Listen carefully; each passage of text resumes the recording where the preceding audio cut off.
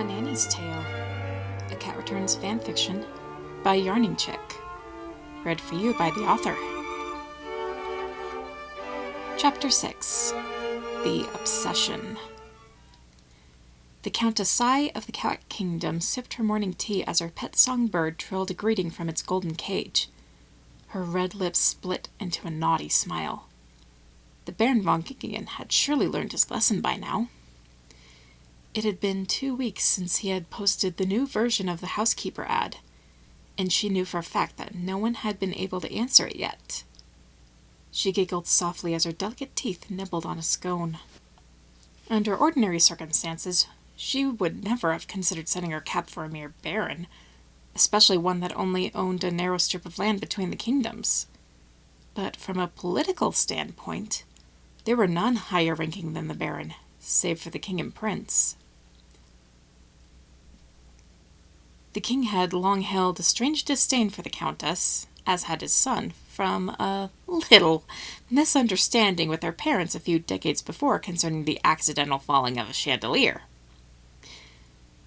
Sai knew that, if she wanted to, she could have the old fool wrapped around her paw in a thrice and gain an impressive inheritance upon his death, but there was a good chance that the prince would find a way to block her path to more wealth, or even the throne, and the prince was much too young for her to try her wiles on him. Besides, he already had a countless number of royal and noble she-cats vying for his paw in marriage. So the logical choice was Baron.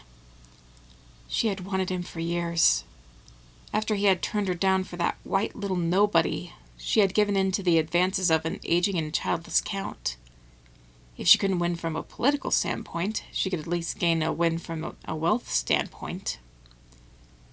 After the White Baroness had died, the autumn-colored cat had thought that she was but one poisoned glass of wine away from taking the thief's place. But even after the all-too-convenient death of her old and doting husband, Baron still chose to keep his distance for reasons known only to himself. She looked at her reflection in the window. Yes, there was no doubt of her beauty, and she could hold her own at any court. Without his mother or even a housekeeper to lean on to help him with his motherless kittens, it was only a matter of time. He had to come to his senses about her, sooner or later. The red cat sighed again, thinking about his beautiful green eyes and thick golden ivory fur. Sai giggled like a little girl, not afraid to admit to herself that his political standing wasn't the only reason she found him so appealing. About the only reason she didn't fly into a terrible rage after seeing the ad in the paper was that it provided her with the perfect chance to show him that the only female he could ever trust with his house and children was herself. It had cost her quite a few pretty pennies to bribe all those potential housekeepers into presenting themselves in the worst light possible, but if that's what it took to put a Baroness von Gikkingen in her name, then so be it. Her heart began to pound in her ears, thinking about what it would be like for Baron to finally hold her close in his arms and kiss her. My lady?" Sai suddenly turned, realizing in the process that she had been unconsciously kissing the scone in her hand. Her manservant Jai was looking at her nervously, like he didn't really want to disturb her. "Yes?" she asked, a little miffed that her sweet daydream had been so rudely shattered. Jai bit his lip nervously. "I'm afraid a candidate slipped past me, my lady. The Baron hired her on the spot." "What?" she screeched, jumping out of her chair. "I thought you were camped out on his land." "I was, my lady, but he met the candidate while he was in the human market. I approached her after the others had gone to bed and made the usual bargain, but she turned me down flat."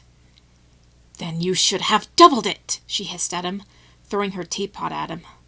Jai dodged it, barely, and put his arms over his head as the porcelain shattered against the wall behind him. The wallpaper became stained brown from the tea that ran down the wall like a dirty waterfall. "I tripled it, my lady. But this girl didn't even turn her hair over the money, and she's a peasant."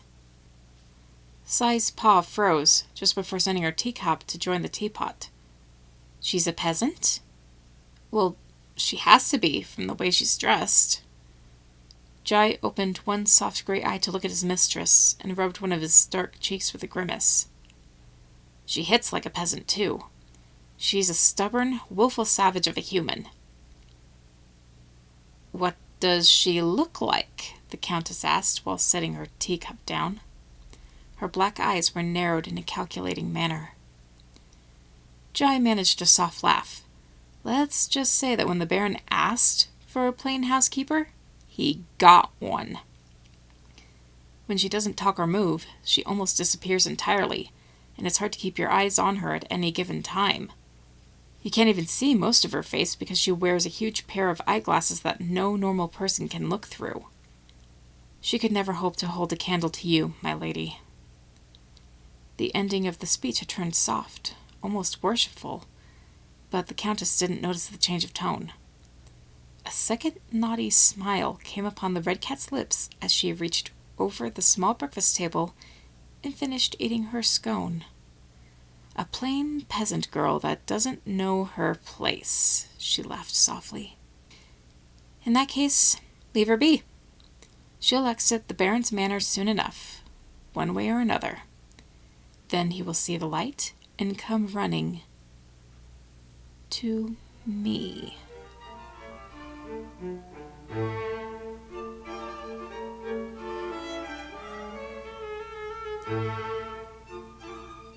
Baron kissed each of his children and shook Hashi's hand before tipping his hat at Haru. I'm not sure how long I'll be gone, possibly 2 weeks or longer.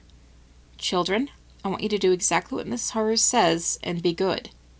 Yes, father, they said sadly as Lily snuck one more hug. Baron hugged her back while looking at his children's nanny. I'm trusting you with my treasures, Miss Haru. Don't let me down. Haru bowed once more, keenly feeling the master key for the house that he had given her, and she had wrapped around her neck for safekeeping. I won't disappoint you, sir. He smiled a bit at the strange lapse, and climbed on to Toto, who had been stretching his wings in an exercise pattern a few yards away.